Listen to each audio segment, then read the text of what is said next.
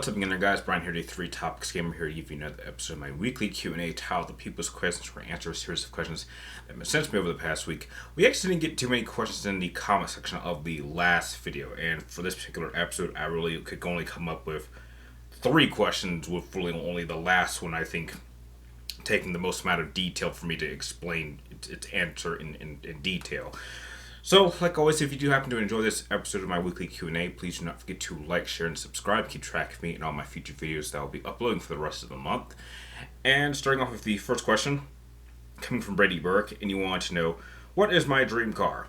My dream car, specifically, would be a 2006 BMW M3.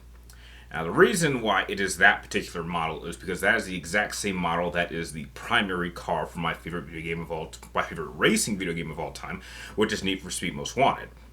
Which is, that main car is technically a BMW M3 GTR, which is specifically a racing model, but the standard model is just the regular M3.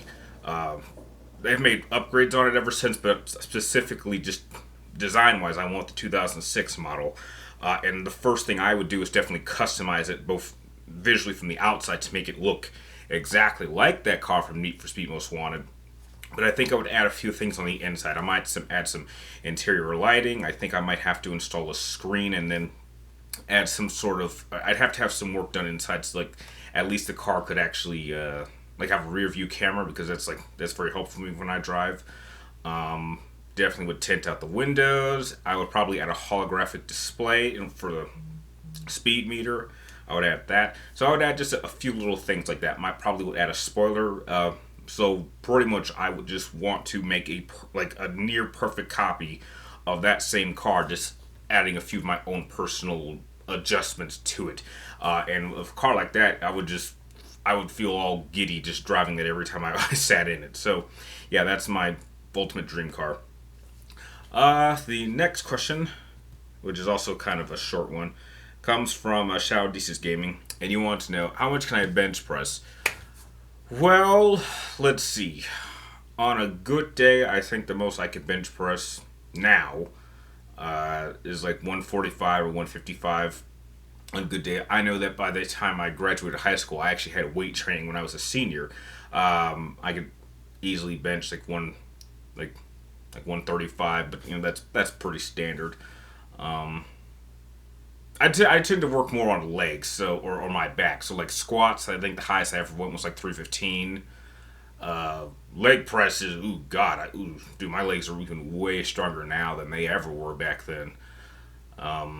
Deadlifts, I usually curl dumbbells, usually between 30-35. I haven't been able to push myself to 40 yet, but I'm hoping maybe one day, sometime next year, I'll be able to do that. So yeah, just go back to the original question. I'd say I probably could still bench press like 145, 155 now. And I don't think I would need to get any higher than that. I'm definitely still trying to work on chest and arms. So yeah, that would be it. And the last question in the episode comes from Super Samus Zach. And you pretty much want to know, what do I think is the most underrated or underappreciated game that I've played? Now, I've actually talked about this. I'm pretty sure someone's asked me like this several times, but I don't mind going over it again. But I believe the most underrated video game that I've ever played is Metal Gear Solid Portable Ops. Now, the reason why I think this is underrated is not only is this the direct sequel to my favorite video game of all time in Metal Gear Solid 3, but there's a lot of people who don't view it as canon. In fact, the official Wikipedia website doesn't view it as canon, and I don't know why that is. Story-wise, there's nothing story-wise that really hurts the continuity of Metal Gear. If anything, this does a much better job developing the character of Big Boss than, say, in Peace Walker. Because at least in this game, this is the game where you actually see the transition of character between Big Boss being simply a solo soldier to becoming a leader of men. If you even play Portable Ops, or technically Metal Gear Solid Peace Walker, that meant those group of men that you have at the beginning when you're starting to build up your private military force, they are the same guys that you recruit in this game. I mean, heck, if it weren't for this game's story, you wouldn't know where Big Boss got the funds to even start building his own private military. So the fact that people don't know this game or don't acknowledge it doesn't make sense. I mean, heck, this even establishes, even going deeper, why his relationship to Gray Fox, Frank Yeager. because he had met Frank Yeager when he was a kid, and he meets him again here. And so it makes sense as for why Gray Fox would turn on Solid Snake in Metal Gear 2 Solid Snake and join Big Boss.